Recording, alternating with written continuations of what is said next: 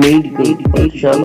Hello friends, आज की video में हम कफ के बारे में पढ़ेंगे। कफ जो है एक्यूट हो सकती है और क्रोनिक भी हो सकती है। एक्यूट कफ 3 वीक से कम होती है उसको बोलते हैं, और अगर ये 8 वीक से ज़्यादा है तो ये क्रोनिक कफ कहलाता है। कफ जो है क्या है कि अगर एक्यूट कफ कह रहे हैं कि ज़्यादातर मोस्ट कॉमनली जो होता है कि वायरल इन्फेक्शन या किसी बैक्टीरियल इन्फेक्शन की वजह से हो सकती है। ठीक है, इसके और भी कॉजेज़ होते हैं जो हम अभी देखने वाले हैं कि कफ किस वजह से हो सकती है। पहले तो आप समझ गए होंगे कि ये एक्यूट और क्रोनिक में क्लासिफाई की जाती है।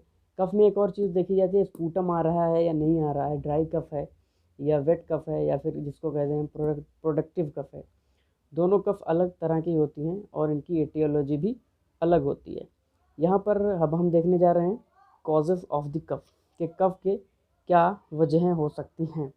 इससे पहले कि हम ये कॉजेज़ देखें, कुछ अलग चीज़ें यहाँ पर ये देख लेते हैं कि क्या क्या ऐसे क्वेश्चंस हैं जो हमें पेशेंट से पूछना चाहिए जो खांसी जिसको आ रही है। सबसे पहला सवाल ये है कि उससे पूछेंगे क्या कोई रिसेंट उसको कोल्ड हुआ था, सोर थ्रोट तो नहीं हुआ, या फिर कोई वायरल इन्फेक्शन तो नहीं हुआ था। क्योंकि ये सब अगर पता चले, किसी ने कह दिया कि हाँ मुझे कोल्ड था, गले में खराश थी, तो हम ये आइडिया लगा सकते हैं उसको सिंपल वायरल इन्फेक्शन हुआ होगा और वो उसी वजह से कफ हो रही है। अब दूसरी चीज़ है हिस्ट्री ऑफ अस्थमा। क्या किसी पेशेंट को जो हमारे पास है उसको अस्थमा की हिस्ट्री तो नहीं है। वो कैसे पता लगाएंगे कि रात में, मोस्ट कॉमनली रात में सूखी खांसी यानी ड्राई कफ का आना, ये इनिशियल सिम्टम है अस्थमा के। अस्थमा हो सकता है। वीजिंग भी इसमें होती है। वीजिंग तो इसका मेन सिम्टम है, यानी कि सांस लेंगे तो एक वीजिंग जैसी आवाज़ सुनाई देगी, तो सांय सांय जैसी आवाज़, क्योंकि जो हमारी रेस्पिरेटरी ट्रैक है वो नैरो हो जाती है, इसकी वजह से ये आवाज़ सुनाई देती है। कहीं अस्थमा तो नहीं, इसकी वजह से खांसी आ सकती है। नेज़ल डिस्चार्ज तो नहीं था। नेज़ल डिस्चार्ज है तो साइनोसाइटिस भी हो सकता है। साइनोसाइटिस के पता करने के तरीके आपको पता होंगे कि फ्रंटल साइनस होता है, मैक्सिलरी साइनस है। अगर इस एरिया में फेस के जहाँ पर ये साइनस है वहाँ पे हैवीनेस मालूम हो रहा है, पेन हो रहा है, तो हो सकता है कि साइनस है, साइनोसाइटिस है। अगर इसके साथ साथ जो है डिस्चार्ज मौजूद है, कफिंग भी है। क्योंकि क्या होता है कि जो डिस्चार्ज होता है वो वहाँ से निकल करके हमारे रेस्पिरेटरी ट्रैक में ट्रेकिया के अंदर चला जाता है।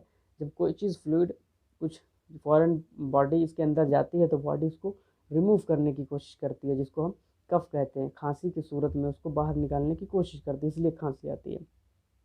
Any acid reflux. क्या किसी पेशेंट में एसिड रिफ्लक्स तो नहीं है? क्योंकि एसिड रिफ्लक्स की वजह से भी खांसी आ सकती है। इंडाइजेशन तो नहीं है, खाना खाने के बाद कहीं एसिडिटी तो नहीं बढ़ जाती है? क्योंकि जो गैस्ट्रिक कंटेंट्स हैं अगर वहाँ से वो ये ट्रेकिया के अंदर चले जाते हैं तो भी कफ हो सकता है। क्या उसकी कोई स्मोकिंग हैबिट तो नहीं है, स्मोक तो नहीं कर रहा है? ये सारे सवाल हमें करना है। Any blood after coughing sputum, ये भी पता करना कि ब्लड तो नहीं आ रहा है स्पूटम में, ब्लड आ रहा है तो कितना आ रहा है। ये हम नेक्स्ट वीडियो में देखेंगे, इसके बाद के वीडियोस में हेमोप्टिसिस के अलग से टॉपिक। Lost weight. कहीं ऐसा तो नहीं है खांसी आ रही है, क्रोनिक खांसी है, 1-2 महीना हो गया है, 1 महीना हो गया मान लिया, और उसके बाद जो है उसमें वेट लॉस हो रहा है, तो ये बड़ी बीमारी की तरफ इंडिकेट करता है कि कोई टीबी हो सकता है, मैलिग्नेंसी हो सकता है। ठीक है। चेस्ट पेन तो नहीं है। चेस्ट पेन भी एक सिम्टम है जो इसके साथ एसोसिएटेड हो सकता है, क्योंकि अभी हम आपको बताएंगे कि खांसी की क्या क्या वजह हैं, जिसमें और भी एक्स्ट्रा पल्मोनरी कॉजेज़ भी हो सकते हैं। नंबर 1 रेस्पिरेटरी, यानी हमारे रेस्पिरेटरी सिस्टम में ही प्रॉब्लम है। तो क्या क्या प्रॉब्लम्स हो सकती हैं जिससे कॉज जो कफ का हो सकता है? कोई वायरल या बैक्टीरियल इन्फेक्शन हो सकता है, अभी मैंने आपको बताया था। ब्रोंकोस्पाज्म हो सकता है, ब्रोंकिया में जो ब्रोंकस में अगर स्पाज्म पैदा हो जाए किसी वजह से, किसी एलर्जन की वजह से, तो भी खांसी पैदा हो सकती है। सीओपीडी का जो होता है इसमें भी, यानी कि जो क्रोनिक स्मोकर्स होते हैं उनको ये बीमारी हो जाती है, जिसकी वजह से obstruction, chronic obstructive pulmonary disease जिसे कहते हैं, इसमें भी खांसी आ सकती है स्पूटम के साथ।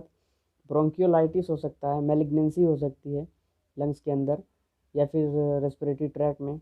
इंटरस्टिशियल लंग डिजीज़ हो सकती है, ठीक है। बाहर से कोई जो इन्वायरमेंटल पोल्यूटेंट चला जाता है अंदर, तो लंग के पैरेन्काइमा में जाकर के वहाँ पर इन्फ्लेमेशन कॉज करता है, जिससे खांसी पैदा होती है।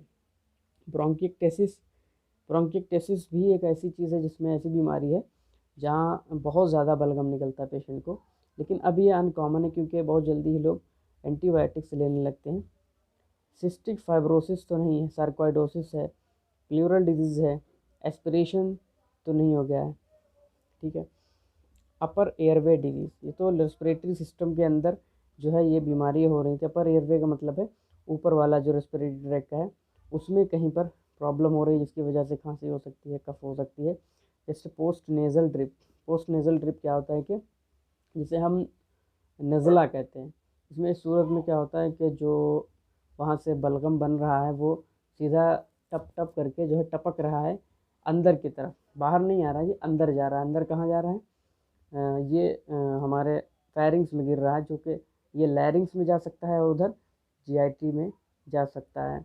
तो ये अगर ट्रेकिया खुलेगा, जब हम सांस लेंगे तो खुलता ही है, तो उस दौरान खुला ही रहता है, तो ये सीधा का सीधा ड्रिप्स उसी के अंदर जाती हैं, जिसकी वजह से कफ होता है। साइनोसाइटिस की वजह से हो सकता है। इनहेल्ड फॉरेन बॉडी, कोई फॉरेन बॉडी अगर इनहेल हो गई है तो उससे भी हो सकता है। टॉन्सिलर एनलार्जमेंट तो नहीं हो गए, टॉन्सिल्स अगर बड़े हो गए हैं, इन्फेक्शन है उसके अंदर, इन्फ्लेमेशन है, तो भी खांसी के कारण बन सकते हैं, कॉज बन सकते हैं। अब हम देखते हैं एक्स्ट्रा पल्मोनरी कॉजेज़ हैं ये, जैसे कि कार्डियोवास्कुलर डिजीज़, हमारे हार्ट में कोई प्रॉब्लम है तो उससे भी कफ आ सकती है, जैसे कि लेफ़्ट वेंट्रिकुलर फेलियर या फिर mitral stenosis. Left ventricular failure में मैं आपको बता दूं, लेफ़्ट वेंट्रिकल पूरा ब्लड नहीं पंप कर पाएगा आगे एओर्टा में, तो थोड़ा उसका जो प्रेशर है वो पूरा ट्रांसमिट हो जाएगा लंग्स की तरफ, तो लंग्स में कंजेशन पैदा होने लगेगा, पल्मोनरी कंजेशन होगा, जिसकी वजह से हमारे लंग्स में क्या होगा कि वहाँ पे एक सिग्नल जनरेट होगा कि यहाँ पे कुछ फंसा हुआ है, उसको निकालने की कोशिश करेगा, जो खांसी के तौर पे खांसी जो है पैदा हो जाए, क्योंकि वहाँ पे कंजेशन हो रहा है। इसी तरह से मिट्रल स्टेनोसिस में क्या होता है कि ब्लड आगे पूरा नहीं जा पाता, यही पीछे की तरफ बैक फ्लो प्रेशर होता है, जिस वही कंडीशन डेवलप हो जाती है। अब जीआईटी में हम देखेंगे क्या प्रॉब्लम हो सकती है, जैसे कि जीईआरडी, गैस्ट्रोइसोफेजियल रिफ्लक्स डिजीज़, ये ऐसी प्रॉब्लम है जिसमें पेशेंट में क्या होता है कि जो गैस्ट्रिक कंटेंट्स हैं एसिड रिफ्लक्स की वजह से ऊपर की तरफ चढ़ते हैं, इसोफेगस में आते हैं, इसोफेगस से ये ट्रेकिया में चले जाते हैं, फिर ये लंग्स में पहुंचते हैं, जिससे खांसी पैदा होती है। तो ये ऐसा भी हो सकता है। कभी कभी हम क्या करते हैं, खांसी की दवा लिख रहे होते हैं, ये नहीं पता लगाते हैं कि जीईआरडी अगर है तो खांसी की दवा कितनी भी देंगे बंद ही नहीं होगा जब तक ये इसके लिए ट्रीटमेंट नहीं चलाएंगे। न्यूरोलॉजिकल डिसऑर्डर तो नहीं है, जैसे कि न्यूरल वीकनेस में क्या हो जाएगा कि एस्पिरेशन अगर पैदा हो गया, तो कोई चीज़ खाई या पी पेशेंट ने, अगर वो एस्पिरेट हो गई, अंदर चली गई, तो क्या होगा कि ऐसा खांसी हो सकती है। ड्रग्स एंड इरिटेंट्स, ठीक है, कुछ ड्रग्स ऐसे होते हैं जिनसे खांसी आ सकती है, जैसे कि एस इनहिबिटर्स। एस इनहिबिटर्स क्या होते हैं? एनालाप्रिल है, रेनिप्रिल है, कैप्टोप्रिल है, ये सारी ड्रग्स, इनसे खांसी आ सकती है। बीटा ब्लॉकर से भी खांसी आ सकती है। सिगरेट स्मोक तो आप जानते ही हैं खांसी पैदा करता है। अब आगे की कुछ चीज़ें और देख लेते हैं कि क्रोनिक कफ ऐसी है जिसमें नॉर्मल एक्सरे, चेस्ट एक्सरे है, चेस्ट एक्सरे अगर नॉर्मल आ रहा है और किसी को क्रोनिक कफ है, तो क्या क्या कंडीशंस में ऐसा हो सकता है कि नॉर्मल एक्सरे है और खांसी आ रही है बहुत पुरानी, तो ये अपर रेस्पिरेटरी ट्रैक इन्फेक्शन हो सकता है, वायरल वाला, ठीक है। ये स्मोकिंग की वजह से हो सकता है, अस्थमा की वजह से हो सकता है, पोस्ट नेज़ल ड्रिप यानी कि हे फीवर, ये एलर्जिक कंडीशन है, इसकी वजह से भी हो सकता है। जीईआरडी जो मैंने अभी बताया, गैस्ट्रोइसोफेजियल रिफ्लक्स डिजीज़ की वजह से अगर कफ आ रही है तो भी चेस्ट एक्सरे नॉर्मल आएगा। ये क्वेश्चंस आपको बता दिए थे। अब स्पूटम में देख लेते हैं, स्पूटम आ रहा है या नहीं आ रहा है।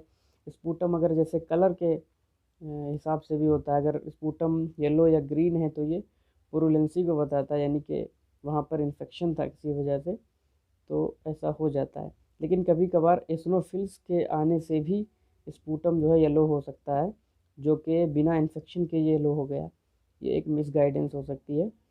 अगर स्पूटम बहुत कम अमाउंट में निकल रहा है, बहुत ज़्यादा थिक है, जेली की तरह है, तो ये अस्थमा को इंडिकेट कर सकता है। इसके लिए हमें फर्दर इन्वेस्टिगेशन करानी पड़ेगी। अगर बहुत ज़्यादा स्पूटम बहुत ज़्यादा निकल रहा तो ये ब्रोंकिएक्टेसिस होता है, लेकिन ये आजकल अनकॉमन है। आज की वीडियो में इतना ही, बाकी अगली क्लास में देखेंगे। Thank you.